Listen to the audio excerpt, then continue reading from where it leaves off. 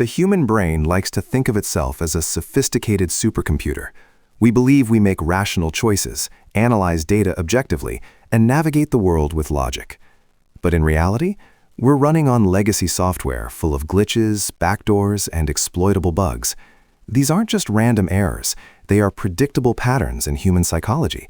If you understand them, you don't just understand yourself better, you gain a subtle, sometimes frightening advantage in how you interact with everyone else. Let's talk about one of the most pervasive glitches, the spotlight effect. Think back to the last time you tripped in public or wore a shirt with a stain on it. You probably felt like there was a giant neon sign pointing at you, with everyone judging your mistake. That is the spotlight effect, our tendency to drastically overestimate how much other people notice us. The reality is remarkably different. Most people are too busy worrying about their own spotlights to notice yours. Once you internalize this, social anxiety often loses its grip.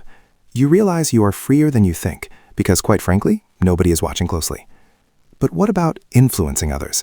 There is a counterintuitive principle known as the Ben Franklin effect. Logic suggests we do favors for people we like, but psychology flips this script. We end up liking people because we do favors for them. It comes down to cognitive dissonance.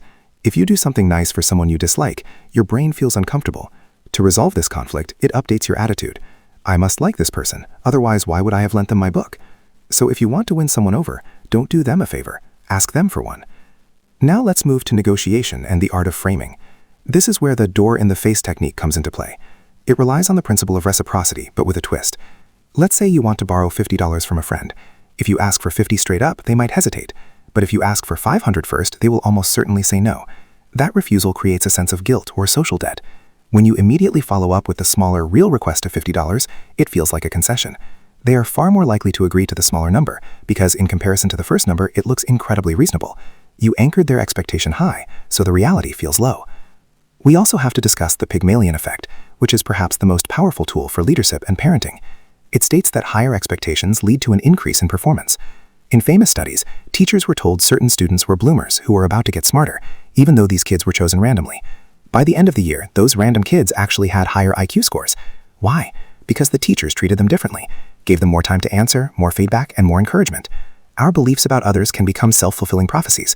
If you treat someone like they are capable and intelligent, they often rise to meet that reality. Finally, consider the paradox of choice. We assume having more options is better. We want 50 types of cereal or 1,000 movies on streaming. But psychology shows that an abundance of choice actually leads to anxiety and paralysis. When faced with too many options, we fear making the wrong pick, so often we pick nothing at all. If you want to drive action, whether you're selling a product or planning a date, limit the options. 3 choices are often better than 30. Understanding these mechanisms isn't about manipulation, it is about navigation. We are all swimming in a sea of psychological cues. Once you see the currents, you stop drifting and start steering. Unfold AI. Unseen, unsaid, unfolded.